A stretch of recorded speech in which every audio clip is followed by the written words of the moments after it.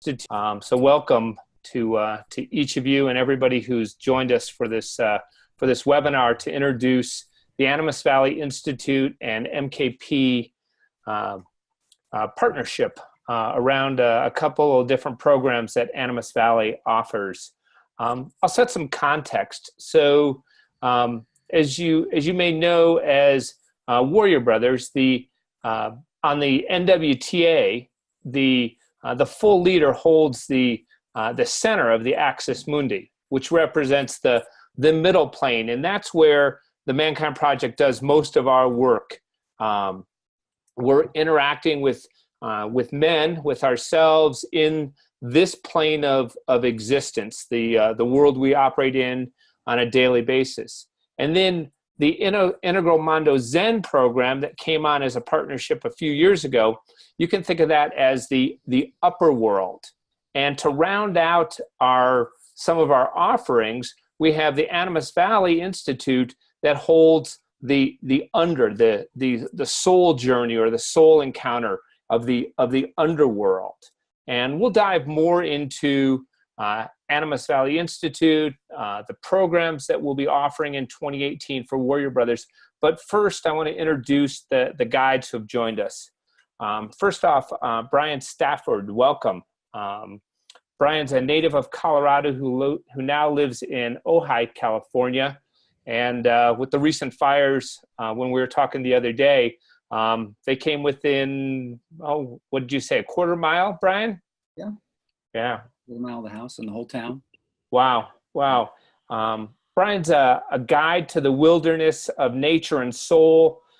He's a former holder of an endowed chair and a professor of psychiatry and pediatrics who was called to give up medicine to be a guide to the depths and to serve as an agent of cultural awakening and transformation. He's an avid outdoorsman, teacher, writer, mentor, partner, and parent. Welcome, Bryan. Thanks for being here tonight. And next we have Doug Van Hooten, a warrior brother who lives among the rolling hills of Kentucky. He's a beekeeper, artist, brave explorer of the darker than darkness. Doug has a wild heart that sings in the dark of night of his soul and has taken a vow to soul that would kill him to break, to live consciously with grace and to stay awake.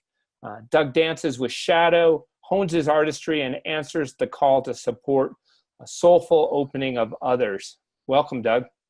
Thanks, Matt. And it's Van Houten. Van Houten, thank you. Thank you. Tunnel 97. Yeah. Welcome, Warrior Brother.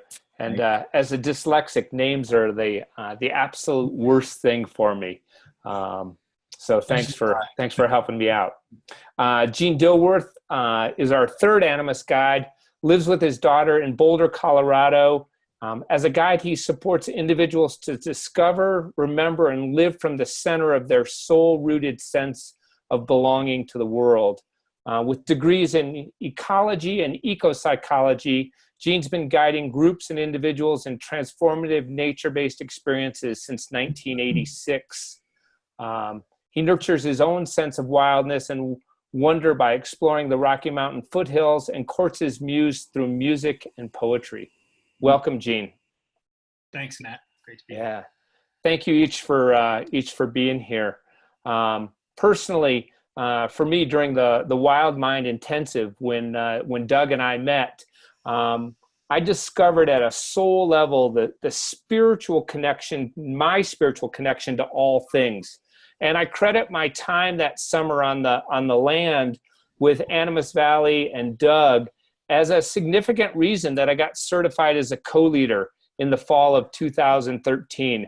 It was a real piece that connected for me and was an important part of my own transformation. The discussions with Animas Valley started even before I did Wild Mind with Doug back in 2013. They'd been going on. And when the curriculum committee for MKP put out a call for program submissions, Animas Valley was one of the very first to jump in and submit. And three of their programs have been accepted and endorsed by MKP, the Animus Quest, Wild Mind Intensive, and Soulcraft. intensive. And so that's what we're gonna dive into tonight, to understand better how the programs that Animus offers help us in our mission of helping men become emotionally mature, powerful, compassionate, and purpose-driven, so that we can work together to heal some of society's deepest wounds. So thanks for being here, guys, and let's dig in. Bryan, what is Animus, and what does Animus do? Yeah, great question. Good place to start. So the Animas Valley Institute is an institute that has an office, a group of guides, and a board of directors that's primary mission is to guide this initiatory journey to soul. And I'd say maybe the primary mission of Animus is cultural transformation. And cultural transformations, our understanding, really comes through kind of visionary encounter and embodiment of a vision into culture. And so as you heard Matt talk about each of us, you sense that there were pretty big shifts in our life. And so that's kind of the work that Animus does, whereas MKP might be focused, as you said, Matt, kind of on the middle world and on culture and on ego. Animus focuses primarily on nature, both our experience of being out in nature, but also discovering deeper aspects of our own inner nature. And we do that through some of our immersions. We have probably about, 15 to 20 different types of programs. We're offering 3 to ManKind project that we thought would be the best fit. And these programs are either done in camping or at a retreat center, and they offer an experience of maybe opening up a different understanding of the world, both your own world and also nature as the world, and as nature mirrors parts of us back to ourselves. So we guide these initiatory journeys, and for people who are at maybe a threshold point, which I think Jean's going to talk a little bit about, of people who are kind of like, wow, that was great. What I've been doing for a while was great, and now something's different, and I'm not sure where I go next. And that's a great place for Animus to offer programs for individuals who are feeling maybe a little bit burnt out, or maybe like they've lost the meaning in life, or they're not quite sure exactly what it means to live in this time when there's such radical cultural decay, might be one way to put it, as well as environmental loss. These are programs that are really designed for individuals who want to live a life of service, but haven't figured out exactly where that comes from, something like that. Feel free to offer other things, Doug and Jean, too. Go ahead, Jean, if you've got something. Well, I could take it from here. Thanks, Bryan. Yeah.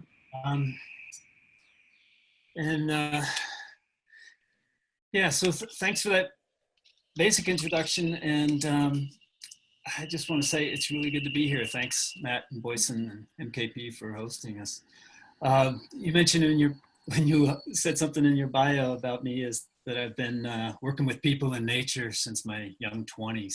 It's really been pretty much all of my adult life. That's been my path, and finding deeper and deeper ways to do that. Another piece that I didn't, that isn't in there, is that I have been deeply immersed in men's work. Now, my path has not taken me directly with MKP, but through other men's work. I've been part of a men's group since 1999. And wow. We've met every other week. We continue to meet every other week. We're beginning our 20th year together. So these guys have seen me through everything, really. And just so much growth and transformation. And I have such gratitude for the gift and power of a small group of men committed to each other, and really, but more importantly, committed to living authentically and growing into this world together. So Jean, with knowing that these programs with Animus this year, while they're co-gender in the general work that MKP does, these are going to be warrior brother men only retreats that are going on with these 3 specific we're talking about tonight. And your experience with men's work, how do you see the impact on men and their journey to know themselves better impacted by the work Animus does? Great question. I think, my comments, a lot of it can be generalized to really any people, but men do have there's some specific things in our path. We all go through stages on our way to authentic adulthood. We all go through early childhood, infancy, toddlerhood, later childhood when we're learning the ways of the world. And we all go through adolescence. We all get like this fiery transition into the adolescent world or adolescent time, when we really maybe first start consciously grappling with questions of identity. Who am I, and how am I going to be in the world? And in adolescence, through experimentation and trial and error and some kind of decision making, we hopefully end up with a persona that's viable, that it strikes a nice balance, some kind of workable balance between being authentic and real, and also having enough of a degree of social acceptance, keeping love and being able to contribute in society. And that works for as long as it works. We get on with life. We go through a bunch of other incremental changes and growth and passages. We go through changes and advancement in our careers. We become parents. We become entrepreneurs, leaders in our communities, whatever, or our profession, whatever your path takes you. But most men come to a point in their life, and it could be in their 20s, but more often it's later, in their 30s, 40s, or 50s, or sometimes even later. Okay? When we're called to something deeper, the first adulthood has run its course. The persona that we created or that we adopted in adolescence is no longer fulfilling, not working. And the old ways of being are no longer satisfying to us. And this can feel like a loss. It can feel like a loss of meaning or drive or purpose. It can feel like a loss of enchantment or magic or romance. Or for some of it, it might feel like an unbearable longing or an unquenchable thirst for something more real and meaningful. And I think we're often hungering for a deeper and more soul-aligned sense of meaning and purpose and belonging. So once again, in this stage in life, we start to ask those questions again, but we go deeper this time. We say, who am I? But who am I beyond all the social and economic and vocational roles that I've accepted? And why am I really here? And what is it that's mine to do in this world, in this life? What's my particular way of serving the world, serving life? All those answers that we might come up with in our clever minds feel insufficient. They leave us wanting and actually hoping that there's more. And we need to look somewhere else, somewhere other than our familiar strategic mind, to find these kinds of answers. This particular stage of life, we at Animus understand and know as the cocoon. Okay? Now, this is not a cocoon of comfort. This is the cocoon of transformation. Okay? This cocoon is a tomb for the old way, for the old identity. It's also a womb for the mature man to be born from. Finding your way through the cocoon is the path of a wanderer. Not just wandering, traveling in the world, but actually wandering in the depths. It's the path of one who leaves everything he knows behind to find his real essence, to find his destiny. Okay? This call calls us to the mysteries. Okay? This quest is for meaning.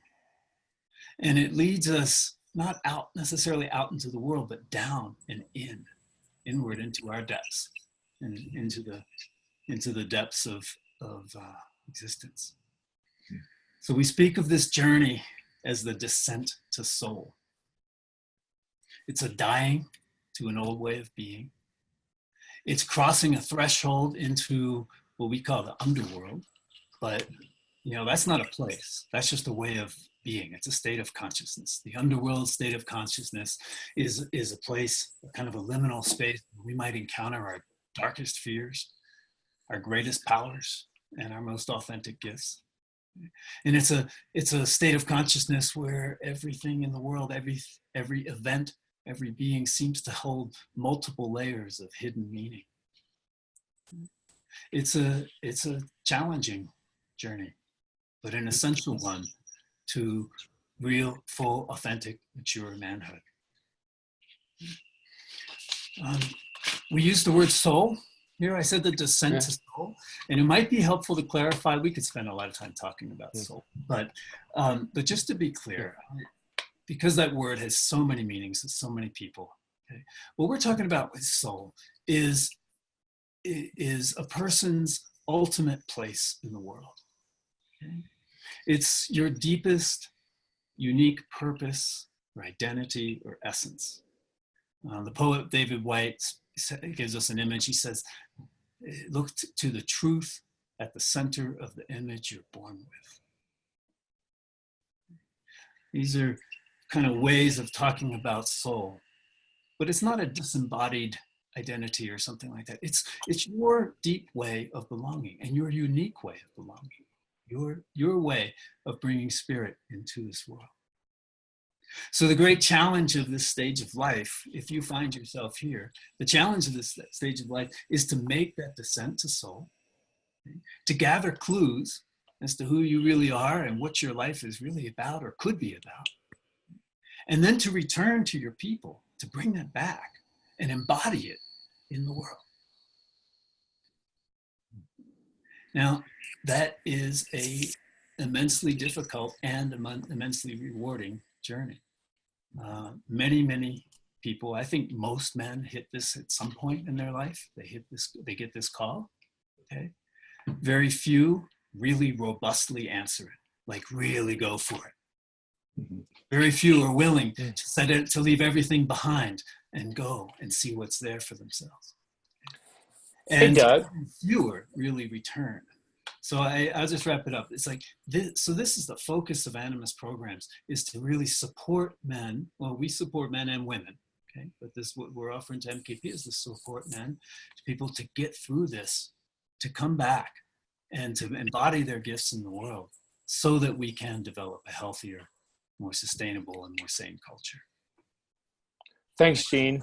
And it made me, as you were talking, it made me think, and I want, Doug, if you'll think back to your New Warrior training adventure, so the piece that all of the men on the call, with the exception of Gene and Bryan, yet share soon. There's NWTAs in your areas. So Doug, thinking back to your weekend, how's the NWTA from your memory and perspective different than the descent to soul? Because I'm hearing myself say, well, I already did the New Warrior training adventure. I already left everything behind. I already did separation, ordeal, return. How's it different? Yeah, well, my weekend, the Warrior Weekend, definitely facilitated a healthier masculine way of being in the world and helped me to cultivate those parts of myself. Yet I still wandered, you could say, in a thin cocoon for decades after that, wondering really what was my deepest calling. And MKP was one of many avenues that I explored. And it was walking into an Animus circle that it was like this conversation about soul and going in the underworld or submitting myself to that kind of journey really came to its fruition for me. Now, I'm not saying it wasn't there in MKP, at least at that point for me, it wasn't there 20 some odd years ago. And I think of my journey at MKP was more about cultivating my wholeness, whereas Animus is more about this journey to soul, to find out, in the priestly sense, what is my work to do in this world? Not something I would choose, but something that reveals itself along the way. Yeah. How is that work you're meant to do in the world different than mission? vision plus action equals mission, as we teach it in MKP. How's that different? Yeah. Well, I can't remember. You define mission for me for MKP again. So mission is born out of our little boy's deepest need. So what we wanted more than anything else as little boys is now what we seek to give to the world. The world we want to create for ourselves. Yeah. That speaks to me of a kind of longing as a little boy, what we want to bring into the world. And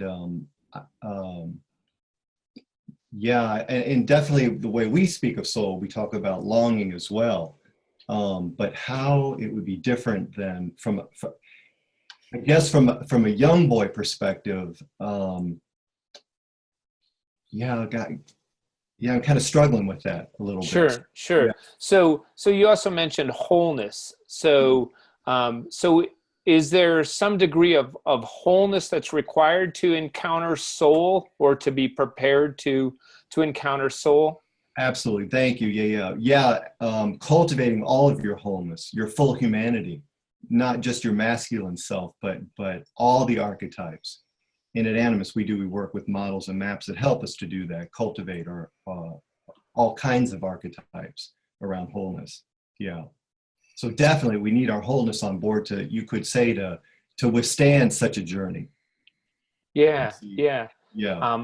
I've actually got the Animus maps up on my computer, and within MKP, from an archetypical perspective, we use lover, warrior, magician, and king.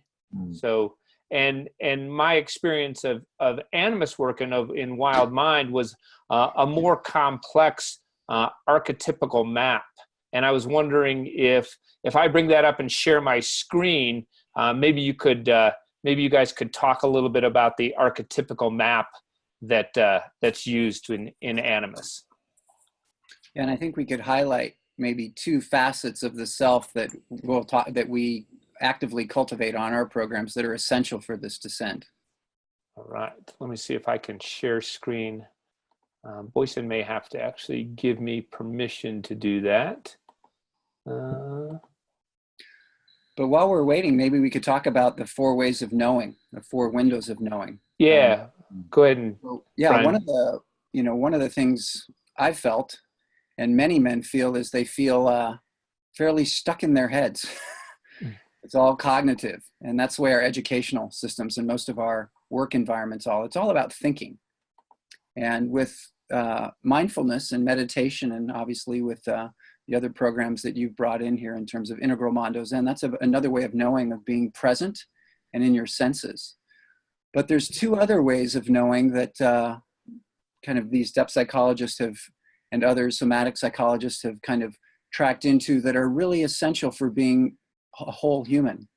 And one of it is really being in the body. And related to that is also allowing access to every emotion. And most men have really challenging times with feeling their emotions, experiencing them, and also feeling them in their body. So that's one important thing that happens on Animus programs, where we'll invite men out into the wild in a certain type of wander, where it's really meant to recultivate their connection to the wild earth. So I'm talking around here on the south part here, this wild indigenous one, which is an archetype that shows that our primary connection is not necessarily with culture, it's actually with the earth. And one of the ways that we know or experience the world is through our body and through the emotions that we experience. So that's one that's definitely suppressed in Western culture. The other one that's suppressed in culture are here in the West. You can see this outside ring. This is our facets of wholeness and archetypes of wholeness. This one here is a dark muse, beloved, animus, guide to soul. This facet of our wholeness knows or experiences the world through the deep imaginal, which is almost entirely missing in most psychotherapies and most men's work and almost all transformation work. And this is primarily the work of Soulcraft practices, these different practices that begin to shift our consciousness and allow some of the deeper mysteries to be experienced.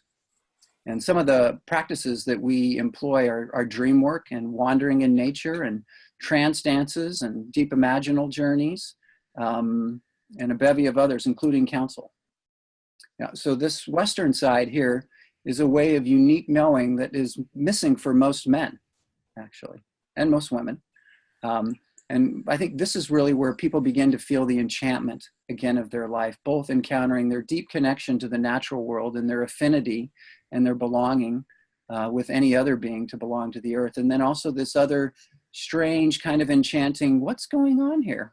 It feels a little bit romantic, and I'm kind of surprised and I'm terrified, and those kind of feelings come frequently. And deep, deep meaning comes here. And in one ways that we talk about it is that this encounter through soul occurs through a descent into the imaginal. That's another way. Not imaginary, right? Which most of us were told your imagination isn't real, but the imaginal, which is the deeper experience of one's identity that comes in the form of an image that's beyond the understanding of the everyday ego. So that's kind of what both Gene and Doug are alluding to in this descent to soul. So we use these maps to help cultivate wholeness, which means cultivating all four facets of our wholeness. And on both Wild Mind and Soulcraft Intensive and the Animus Quest, there's incredible opportunities for cultivating these ways of knowing and these archetypes, and also healing these inner circle here, which are archetypes of fragmentation or childhood survival strategies, where most of us end up from time to time because they worked in the families of origin, something like that. So it's a really complex model that we have training programs for. But we work with these kinds of maps and models, and it's primarily an experience, though, in nature that we're cultivating these archetypes. And Bryan, this map is the intrapersonal. So this is the internal map, correct? Yeah, that's how we experience ourselves. And then there's a second map, correct? The interpersonal map. Yeah, and that's how others might see us, or we might see others. Here it is up now. Yeah, so slightly different archetypes for many of them, but these are the possibilities for the facets of wholeness of how others might see us in the world when we're living, again, this mythopoetic gift into the world. Living from our soul place, we might really be seen as healers or as kings, manifestors, but we could also be seen as some of these other facets, and all of us have access to all of these. But most of us have never encountered practices or guides to help us discover these within ourselves. And that's really the work of Animus, especially kind of on the South and the West facets. So definitely the ManKind Project is a South-oriented program, the New Warrior Training. We delve heavily into the wild man as part of that. And of course the warrior, the Southern warrior archetype.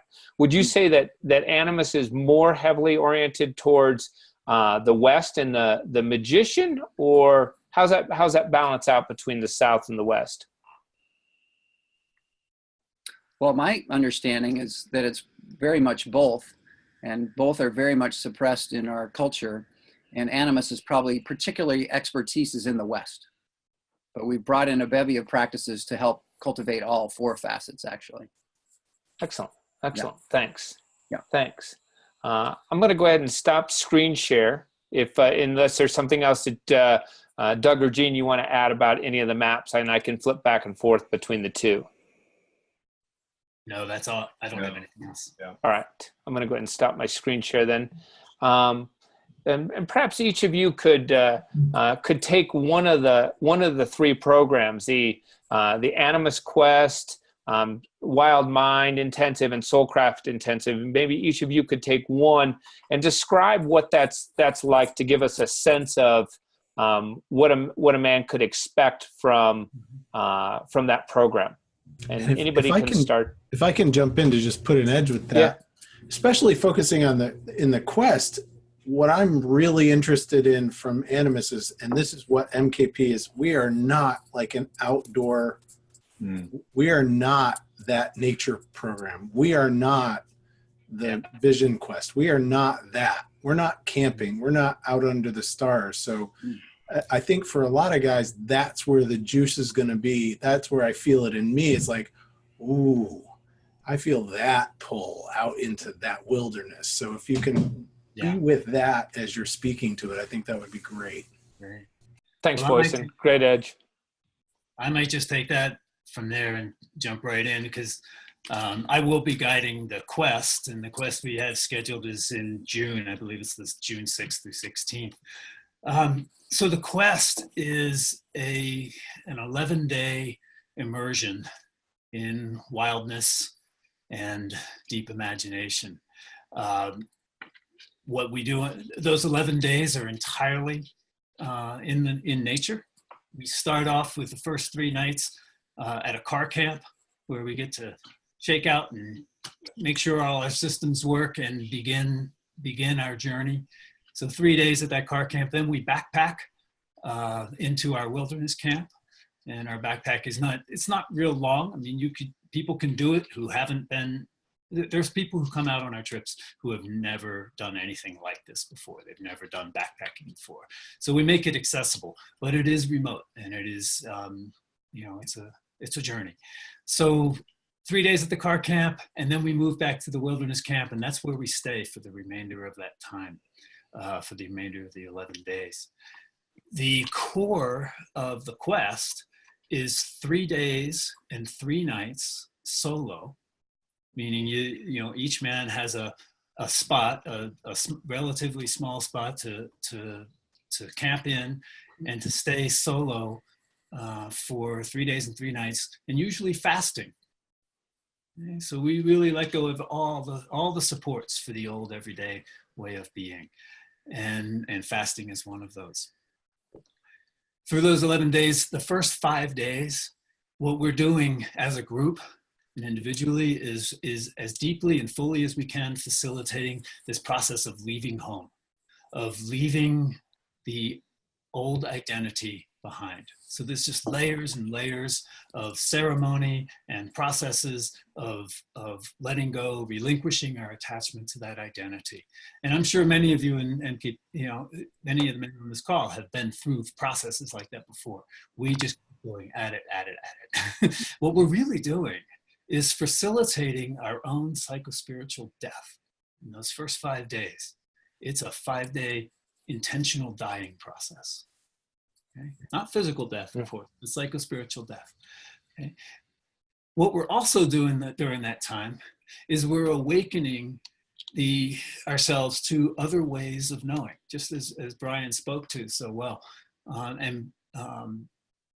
sensing, emotions, thinking, but also, and most importantly, that deep imagination. So we do that through a bunch of practices. We do that through ceremony. We do that through dreams and dream work. We do that through getting in our bodies and rhythm and dancing, and singing. And then the other piece, just to come back to your question, we do this. The other big thing is our practice of conversation with the more than human world. So we have a whole bunch of different ways of helping people get into the conversation with nature. And what's magnificent about this is we're not going to nature as an oracle. We're not going to a tree and saying, hey, tree, can you tell me what to do with my life? How do I learn to stand tall or be strong? That's not it. That's not it. But when we go to the tree or the rock or the bird or the squirrel or the flower, and we say, this is who I am. This is my struggle. Here's what I'm going through with in my life. And here's what I dream about. And here's what I feel. Here's what breaks my heart open. And we just introduce ourselves in the deepest, most profound, most vulnerable way. And there's something that can happen in nature, like we can actually be more vulnerable in wild nature than we could ever be with another human. We can just really, really go into that. So when we do that, sometimes we start overhearing ourselves say something, or we start feeling some way that's different than we've ever felt before. Or we suddenly imagine ourselves in a different way. We can imagine a different life for ourselves. That's just one part of the magic of conversing with nature. Okay? The other part, of course, is that those ones out there that I speak of, the trees, the mountains, the ravens, the snakes, the coyotes, those are the real teachers. We're the guides. We can take you out there. We can help you set up a situation where you can have a deep and profound experience. Okay? And then we let the real teachers come in. And it's your conversation, your interaction with those other than human teachers that is profoundly consciousness expanding. It's profoundly challenging to our sense of who we are. And it's a profound gift to find ourselves and to find our way of belonging, not just in human society, but to find a way of belonging in the larger ecological, more than human world. And that's the quest. I mean, we that's it, right? That's nothing much. Then we return, and it's a huge, immense journey, and powerful stuff happens, crazy stuff happens there. Yep. And lives, you know, the seeds of transformation are planted and sown there. So how is an Animus quest different than what I might think of, or what somebody might think of as a traditional Native American vision quest, or vision quest? Yeah.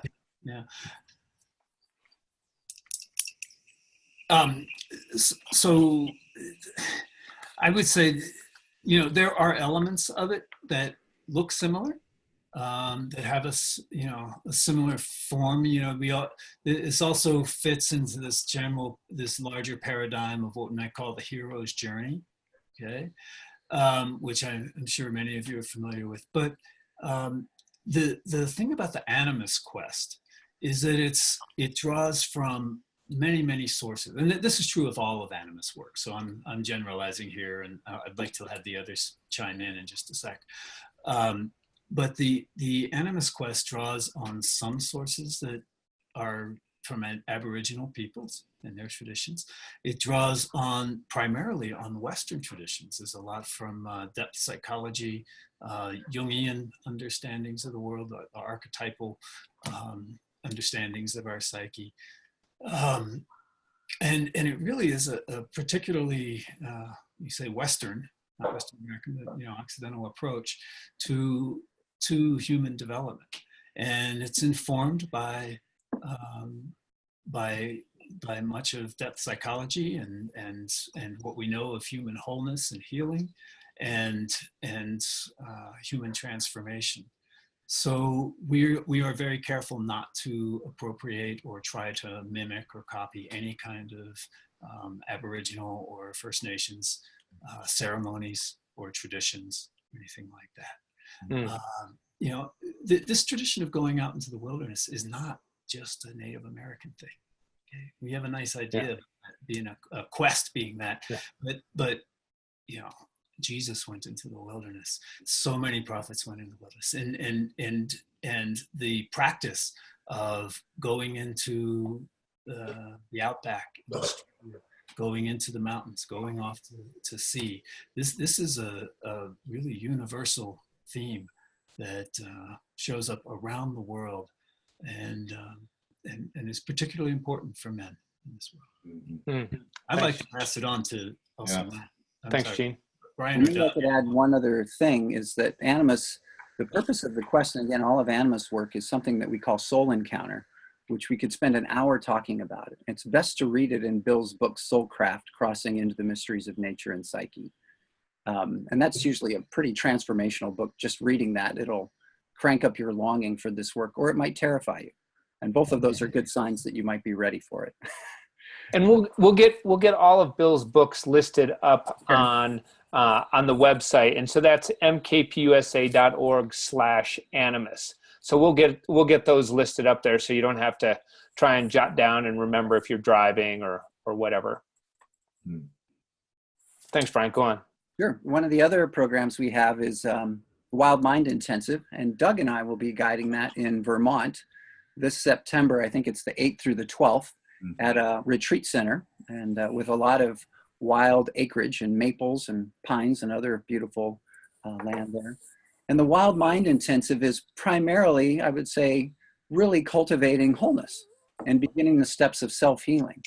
So we enter in, again, with Soulcraft practices and also a fair amount of time on the land. And the way it looks is that men go for individual walks in nature, sometimes up to 2 to 3 hours in time in a specific consciousness and talking. So they're going differently into nature than most of us, which is deaf and dumb. We're listening and speaking. And we're also filled with longing.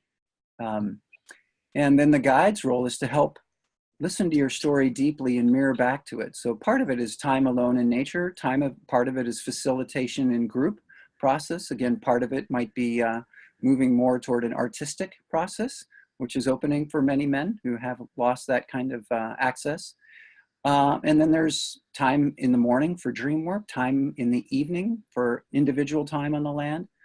So it's really an experiential into all the different ways that we can experience the world. And that's the program Doug and I will be guiding. And it's also quite profound for many people, especially in, again, exploring this deep imaginal realm where a dream can really shift your life.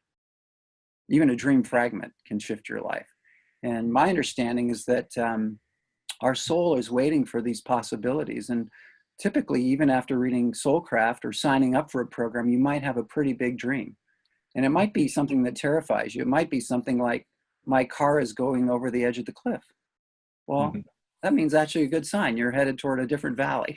You're typically not going to die, but you're at the edge of the life that you can understand that's worth living. And it's time for mystery to give you a deeper understanding of why you're here. So that's a wonderful program. It's 5 days in Vermont, and Doug and I will be there. Excellent. Yeah, Doug, you want to talk about the other? Yeah, the third, you ready, Matt? Yeah. I was just going to say, I'm super excited that that Soulcraft is in Joshua Tree National Park. And so, yeah. So the Soulcraft Intensive, it's another 5-day program, another great entry point into the Animus repertoire. And this program is specifically designed for the world-shifting encounter with soul. And again, those moments that define our lives, they bring us to our knees. These moments, these aha, these epiphanies, these revelations, you could say. So our invitations on that program are out in nature, and to go with a particular task or invitation to be in conversation with the land, with whatever might show up. But we usually give very tantalizing, yummy invitations to help facilitate such a thing. And you come back to the group and we meet in clans. And so you have a real individualized experience and more invitations to wander and then come back. And so each meeting in a clan builds on the next. And so you get to deepen in more and more into your story, whatever is unfolding for you. It's very similar to the Wild Mind in the sense that we also cover the Wild Mind map, but we designed this program a little bit more towards, or a lot more towards soul encounter as opposed to just specifically healing and holding work. So how big is a clan? I'm intrigued by that. Well, typically we'll take up to 16 people in a 5-day program with 2 guides. Sometimes we guide other programs where, like, Bill might have a huge program and we have 5 or 6 clans, but typically up to 8 or so folks in a clan. Okay, so it would be possible with a 16-person Soulcraft intensive that 4 different eye groups could bring 4 men, so they could come and be together with men that they already know, the men that they're sitting in circle with, and come and function as a clan on that. Would you recommend that? Well, they could, but there's also a benefit to coming to an Animus program and stepping outside of your comfort zone. And so that really heightens the experience for you if you don't have people around you that can help keep you in your same identity or in your, again, your comfort zone or the way you experience yourself. So, I would probably recommend don't do that. Come and be with other people. Interesting. Great. Yeah. Thanks. Yeah. The clan piece intrigued me. And how we operate that from there from a community and an I group standpoint within MKP. Boyson, do we have any questions coming in? Let's go ahead and chat your questions in, or I see some hands raised. Boyson, can we bring guys in who raised their hand? Absolutely. Yeah, Andrew, Jerry, Stephen, I see you in order, and then Steve Frankel. So I'm going to bring in Andrew Jordash first. Andrew, you should be open. Can we hear you? Yes, can you guys hear me?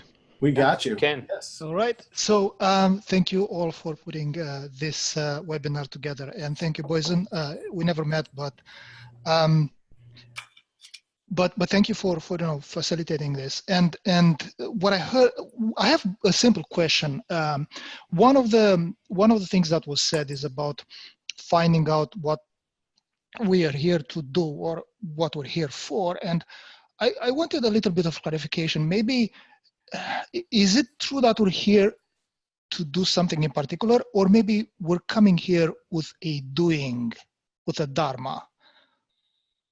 Which one rings more true? And whomever feels calls to answer, I'm fine with that. Well, I'm happy to jump in here. There might be multiple purposes, right? So there might be a middle world purpose of living as an MKP man would, in peace and harmony with his brothers, etc. There might be an upper world purpose, which is connecting with the non-dual and suchness. But there's also this third one, this unique purpose that only you can do in the world, actually. We use the term mythopoetic identity, but it also could be called soul identity.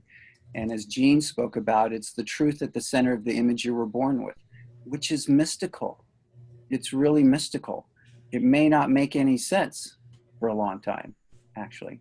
And that's partly what we were talking about in Soul Encounter, where frequently on a quest or an imaginal journey or a dream or an encounter with a wild being, you'll have a sense of your deeper identity and maybe your name. And then over the next period of several months to years, you might discover other aspects of that name or this identity and the different powers that you might have. And then you might say, you know what, this is what really matters. All that other stuff I do, it's okay. I love going to my Dharma group, my I group, but whatever this identity is, I need to live this into the world. And I vow to do that. And then you might learn, oh, I have to get some more training in a certain way. I might have to deal with my inner critics that say, who, you can't do that. But then you begin bringing your unique gift into the world. So that might be one way to think about this type of purpose. It's a mystical core that takes a while to be fully understood and then embodied into the world. I hope that's helpful, Andrew. It is. Thank you. Thank you very much, Andrew. So I'm going to go there. And Jerry, you should be able to unmute yourself now. Hi, Jerry. Hi, can you hear me? We got you. Yeah. Great. Thanks so much. All three programs sound very exciting. My question is, what would be unique and what, if anything, might we be missing by going with just Warrior Men versus the co-ed programs that you typically run? Great question.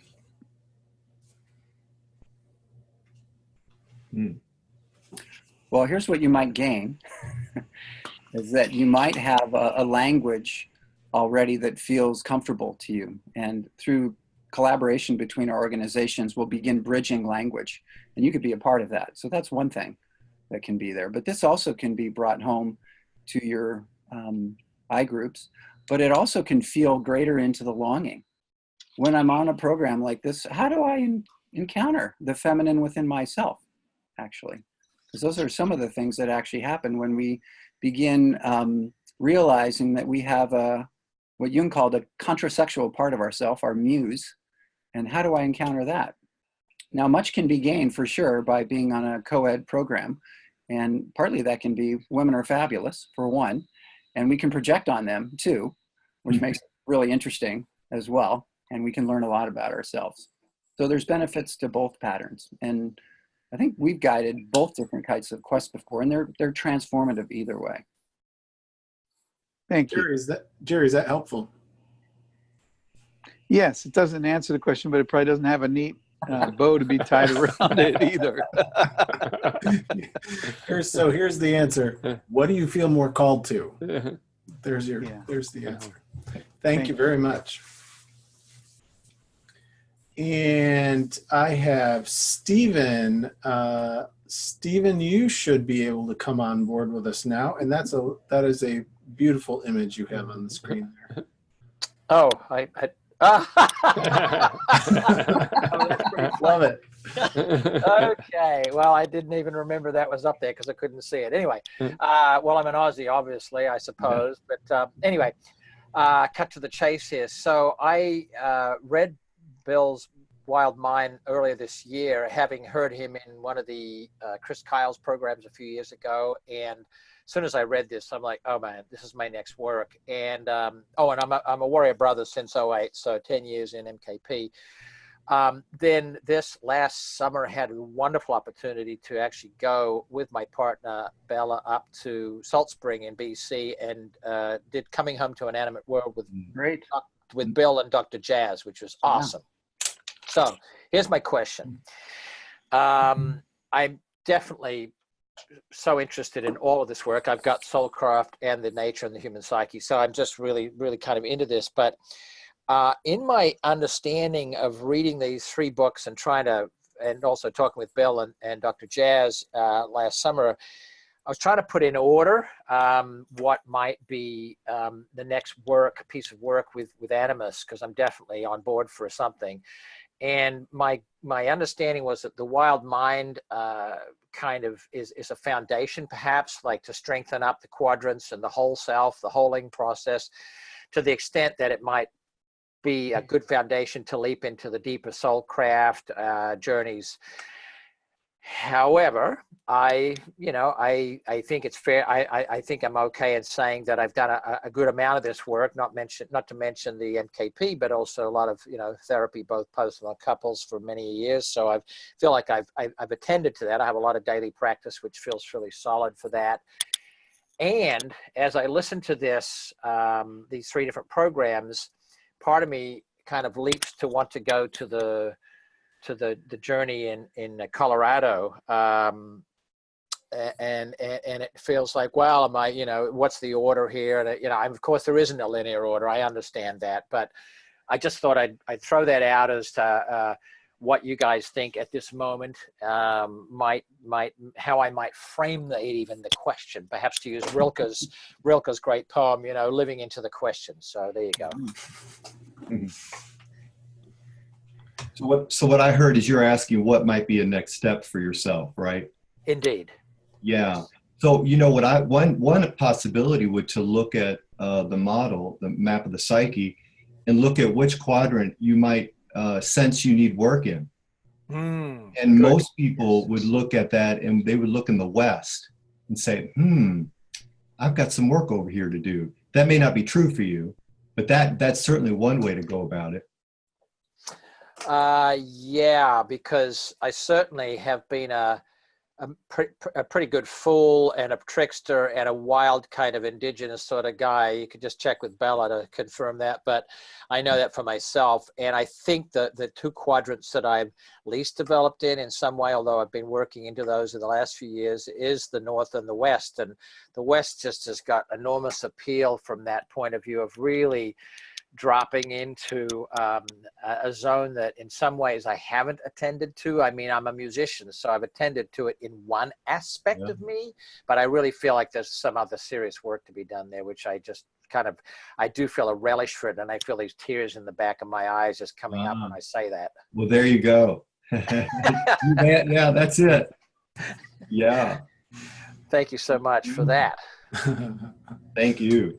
Follow that, Steve. And guys, does Wild Mind, Soulcraft Intensive, and the Quest, do they line up more towards different quadrants, different cardinal directions than each other, or how does that fit in? Asking the question about directions there. Well, one way to think about it is if you took that map that we had before and you laid it horizontally. Mm-hmm. Right? So that would be the horizontal plane of the ego. Up here's the upper world, right? And then down here is the underworld. So depending on one's readiness and one's wholeness, especially in these south and west facets, a quest is a great choice. Because if you want to have a soul encounter, that's a good program to do it on. Mhm. Yeah. Part of it is feeling into your longing and your readiness, and of course the logistics of everything. Right. All of those things kind of fit together. It's like, oh, can I get 2 weeks off, and can I get out there, and who's going to cover for the kids, and et cetera, et cetera. So part of it's logistics, but part of it's longing too. And you can read all 3 descriptions. They'll soon all 3 be on the MKP website. And we can send all 3 descriptions to you ahead of time if that's helpful. And feeling into, wow, I feel really excited and a bit unnerved about this opportunity. That might be a good sign. Great, thanks. Is that how you would think about it, Gene? Yeah. I mean, really, all of our Animus programs are geared towards facilitating that descent to soul in one way or another. Yeah. Even the Wild Mind, which you mentioned, is at least at one level, it's focused on the self-healing and cultivating wholeness. But really, our aim is to do that so that you can dive, and you can dive on a program. Mm-hmm. The quest, by far, of these 3 is the longest, the one that's wildest in terms of most farthest out in the wilderness, and and the most intensive in that kind of immersion in wildness, and the kind of the demand, both the demand of time, demand of being away, and demand of immersion and wildness. The other 2, the Soulcraft Intensive, for example, follows a similar trajectory as the quest. We start with that that psychospiritual death, and we dive down, and we go into that threshold liminal space, and then there's a return, and there's a how do we gather and make sense of, or we don't always make sense. But how do we gather and hold on and practice embodying whatever it is that we gathered in that space? So in that sense, a Soulcraft Intensive and a Quest are kind of similar. So you can do it. It's the 5-day version without the 3-day and 3-night solo. Right. I use the word intensity. A 5-day Wild Mind Intensive or a Soulcraft Intensive can be every bit as profound and intense in an inner sense, as 11 or 12 days in the wilderness. And that's partly because, we as guides are pretty well trained. We spend anywhere from, 4 to 10 years training to learn this work. And at least 1,500 hours, I calculated it out in both personal work as well as learning these specific practices and apprenticing. And we guide as deep as the individual is ready to go. Mm. So no matter where you are, that's the kind of agreement you're going to get from an Animus guide, is a little bit of compassion, but also, we also want you to find your deepest longing and to live it into the world. And we'll be very fierce, and we'll also be compassionate, but we're also going to point you to the places that you need to go. And we're tracking you really well on what's actually happening for you and what might be holding you back from your deepest encounter. Great. Yeah. So we still have a couple more hands up, I'm noticing. You guys ready for another question? Yep. Sure. So Steve, allowed to talk. Okay, I have to bring Steve up. Hold on just a second. Steve Frankel, we should be able to hear you now. Okay, can you hear me? We got you. Great. Steve Frankel here, initiated in '93, MKP. And my thing is, thank you for coming online here, Matt, for putting this, because I've been connecting men with Animus, because my first vision quest was in '99, 5 years after my initiation. And if any of you MKP men online, just do it. It's all experiential. I know they're trying to talk us and give us a feel about what this is, but going out on the land and learning what I am in relationship to Mother Earth, wow. It's like, wow. I brought this to the World Elder Gatherings, 2 of them, and I facilitated an hour and a half of crossing the threshold and communicating with the sacred other. And the men were blown out of the water. How I had one man say, I've been hiking in the wilderness for 30 years. why didn't anybody ever tell me how to do this and have this community and communication? And if it wasn't for my wife's vision quest, I wouldn't have moved from New York to Boulder, Colorado. The callings there are that I found, that my wife found on the land and with others in council, and the dream work, just amazing stuff. I'm so glad we're including this now in our larger framework of MKP. Men, just go do it. Just do it. I'm with you. Thank you. This has been an unpaid promotion. No, one other thing. Am I still on? Am I still You on? are. Still here. You know, I'm a ritual elder in the community, and that part of me came about because of my connection with the other, in both going up and going down. And so, you know, and so one of my fields of being able to serve has been the MKP community. But a lot of the tools have come from the Animus Quest and the Animus other programs. By the way, I started with the Quest, but my wife started with the Soulcraft journey. And both ways work very well. So thank you. Thank you. Thanks, Steve. Yeah. Thank you, Steve. Yeah, we've all talked about the programs. We haven't shared many stories, and each of us have transformational stories, probably about 60 each, if not more. And the best way to maybe encounter that is to read some of Bill's books, especially Soulcraft, which really describes what happens to individuals in their conversation with mystery and nature.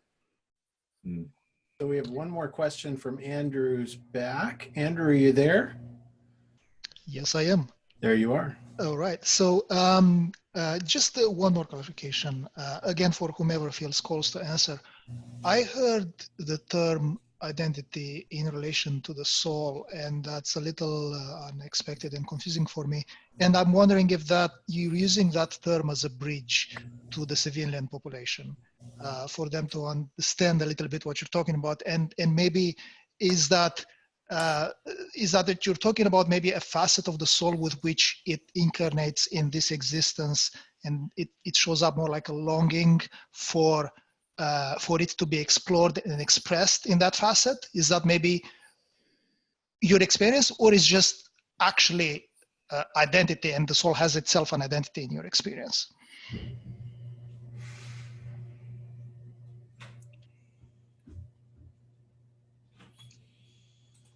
We have gone into deep mystical waters. Who is stepping into that? Gene, do you want to jump in? Or I didn't quite get the question, so you all got it. So my question was, is the word identity in relation to the soul something that you use, all the team at Animus are using as a bridge term with the civilian world, so they can relate to something, and is that identity that you're talking about more like a facet of our soul, which is, in my experience, more like an infinite thing, and maybe it has a longing in this incarnation to express and to be explored in a certain facet, and maybe that's what you mean by identity. I'll jump in here. Go ahead. Well, I just, this does take us into big questions, and we could spend a lot of time talking about this. But one of the kind of simplistic ways that we talk about this is, that there is spirit, there is the infinite, and there also is, each of us is a particular expression or embodiment of the totality of the infinite. You could say an expression of spirit, an embodiment of spirit, and soul, as we're using this term. Okay, we could use a different word, and other people will mean different things by soul, but what we mean is your unique expression of spirit in this world, and in the particular body that you're in, and in the particular time that you were born into. And so identity you know, is all the constellation of associations that we have. It's like, well, I'm a husband, and I'm a father, and I'm an outdoorsman, and I'm, you know, I'm an environmentalist, or whatever I am, you know, and I'm you know, I'm a heart root. I'm a man with a heart that's rooted at the pulsing heart of the earth. Mm. That's part of my identity, and I bring that in, and I got that through the soul journey. Okay, so that's an example of the mysterious, as I think Bryan was saying earlier, that sort of, you know, mysterious element of soul identity. That's, you know, it's not a job description, it's not a purpose in terms of a specific mission in the world. Okay, but it's a guiding image that helps inform everything that I do now. And there's plenty of other examples of that kind of thing. It's like a guiding image, and that's what informs and drives me. And I, you know, whatever I happen to be doing in life, you know, it's like, how can I do this, you know, in the way that's aligned with what I've learned about myself in this soul journey. Right. Bryan, you had... Yeah, here's another example from Bill's own vision quest, which he writes about.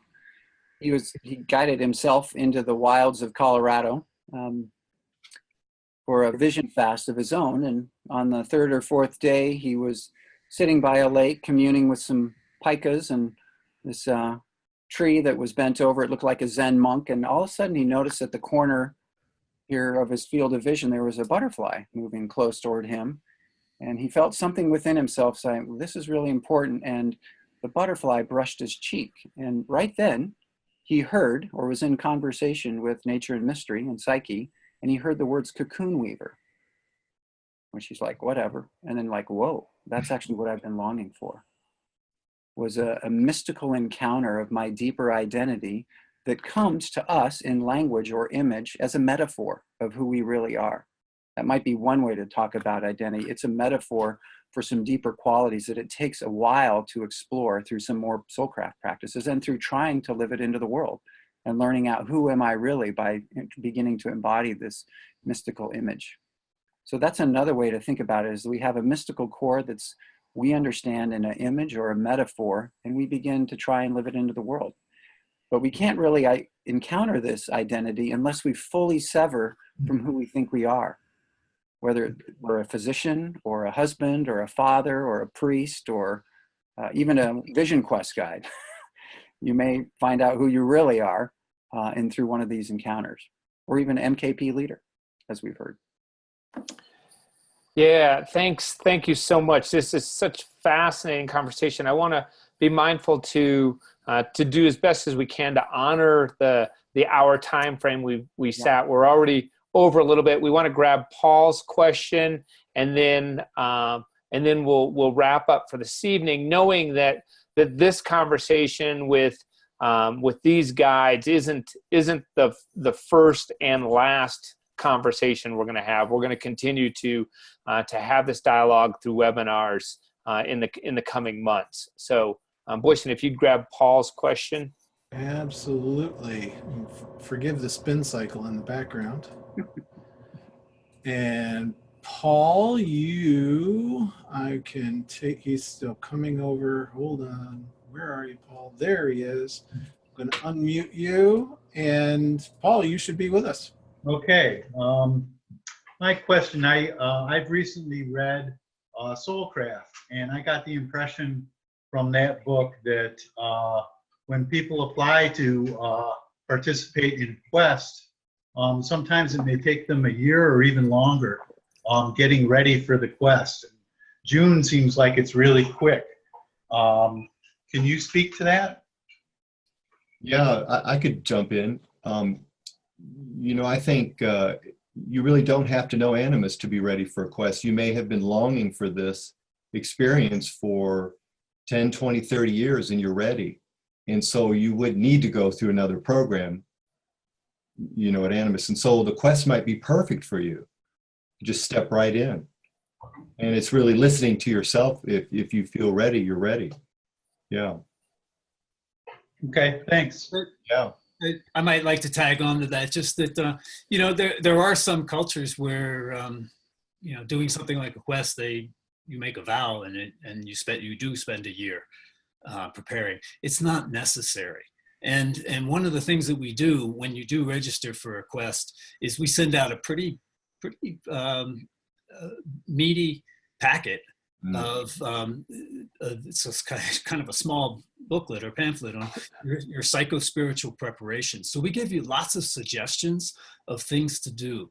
You know, things to do on your own, things to do in nature, and ways that you can actually start the process and kind of accelerate the process. I think the process actually begins the moment you say, "Yep, this is for me." Okay, and as Doug said, there's all kinds of stuff that's been going on in a man's life that brings him to that point where he can even say yes. So your preparation has been going on if you're considering this. And what we do is accelerate it in those last 2 or 3 months or 4 months, whatever it is, so that you're as ready as you can be. Yeah, and clarify it. What does this quest mean for me? Yeah. Yeah.